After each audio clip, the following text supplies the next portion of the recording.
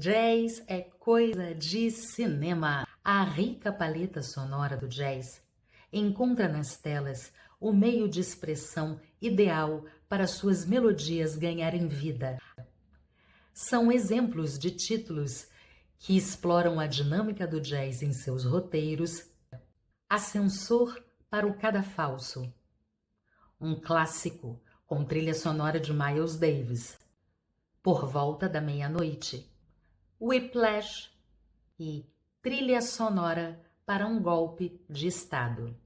Nestas obras, o jazz não é um pano de fundo, mas sim um segundo narrador, um personagem extra que ajuda a conduzir a história.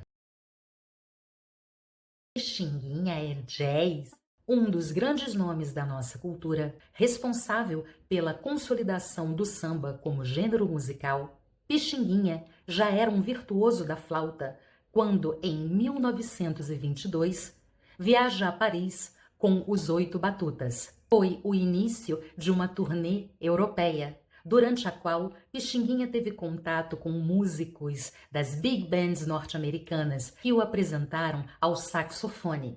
Foi amor à primeira vista. Na bagagem de volta, Pixinguinha já trouxe o seu próprio saxofone, presente de Arnaldo Guinle. Pixinguinha não só dominou o saxofone, como lhe acrescentou um tempero próprio, tornando seu instrumento assinatura. Mais uma prova de sua genialidade. Astrude, bossa nova e jazz. Em 1964, foi lançado um álbum que marcou a colaboração do saxofonista estadunidense Stan Getz com o genial João Gilberto.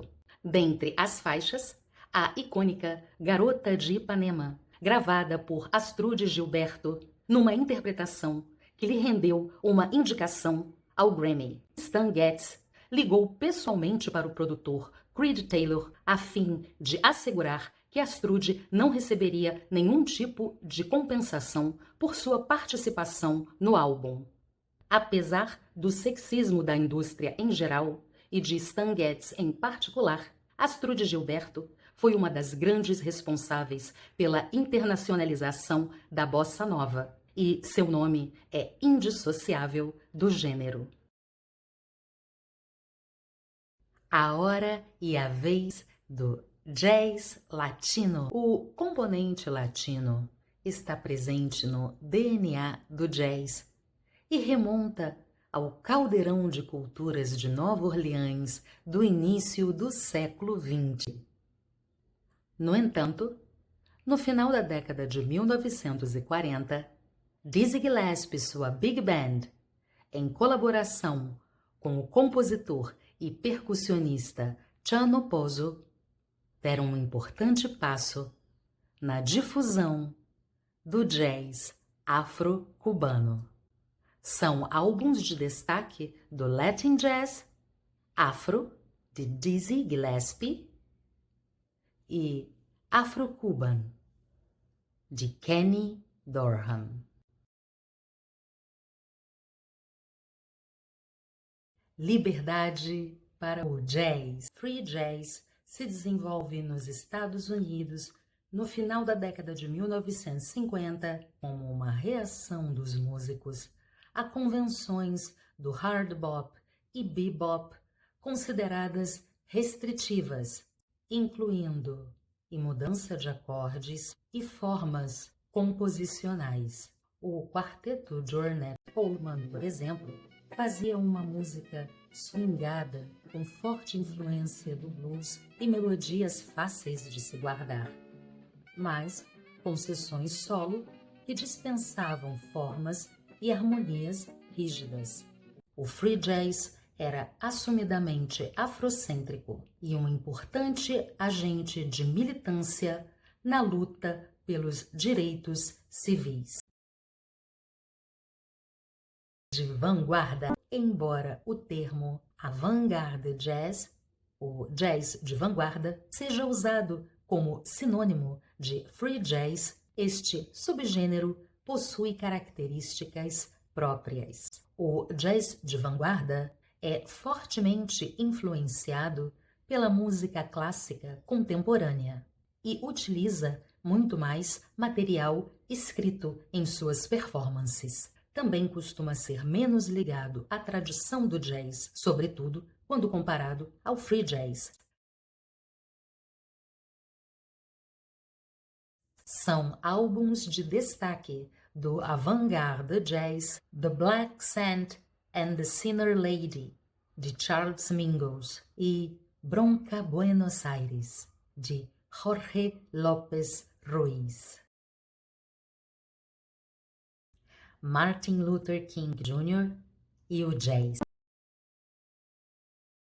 O jazz fala pela vida. Muito antes de ensaístas e acadêmicos escreverem sobre identidade racial, os músicos de jazz já faziam isso, retornando às suas raízes para afirmar aquilo que fervilhava em suas almas.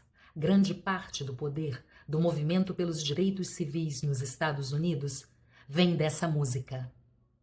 Ela nos fortaleceu quando a coragem começou a falhar. Ela nos animou quando os ânimos estavam abatidos.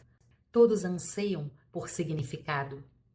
Todos precisam amar e ser amados. E na música, especialmente nesta ampla categoria chamada jazz, há espaço para tudo isso. Jazz Fusion. No final da década de 1960, os músicos de jazz passaram a usar instrumentos elétricos e a incorporar as influências do rock e do funk. O Free Spirits foi uma banda importante no desenvolvimento desta nova sonoridade, assim como o quarteto de Charles Lloyd, e eram associados ao rock psicodélico da época. O Weather Report e alguns trabalhos solo de Wayne Shorter também incorporaram a estética de formas intrincadas e sequências de acordes. São álbuns de destaque do Fusion Jazz, Mahavishnu, da Mahavishnu Orchestra, Headhunters, de Herbie Hancock, e Atlantis, de Wayne Shorter.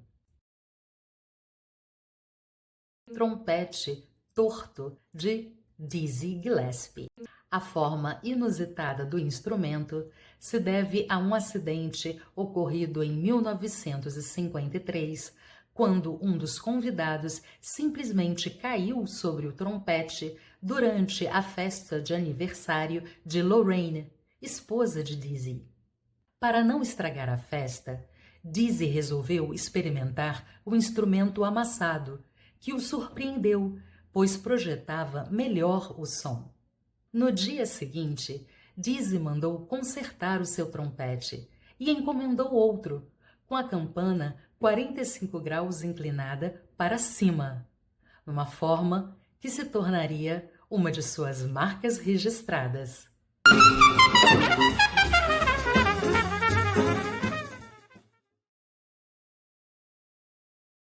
Dois acordes. A receita infalível de Miles Davis. Em dezembro de 1957, Miles Davis estava em Paris quando encontrou o cineasta Louis Malle prestes a finalizar seu primeiro longa-metragem, Ascensor para o Cadafalso. O diretor buscava algo improvisado, diferente de uma trilha sonora orquestral convencional. Para acompanhá-lo, Miles convidou músicos da cena parisiense e lhes deu a seguinte instrução: toquem 2 acordes.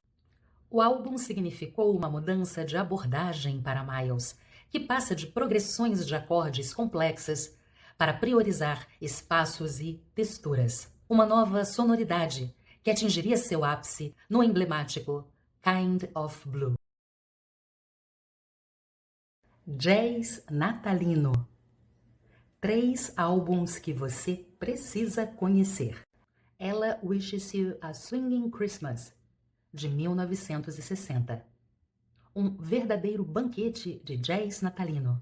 O primeiro dos 2 clássicos álbuns de Natal da cantora, Vince Guaraldi Trio. A Charlie Brown Christmas, o álbum, gravado para um especial de TV e lançado em 1965, tornou-se um dos mais vendidos da história do jazz. Jimmy Smith, Christmas Cooking. Lançado originalmente em 1964, o álbum do organista de jazz foi relançado em 1966, com direito a uma versão em bossa nova para o clássico White Christmas de Irving Berlin.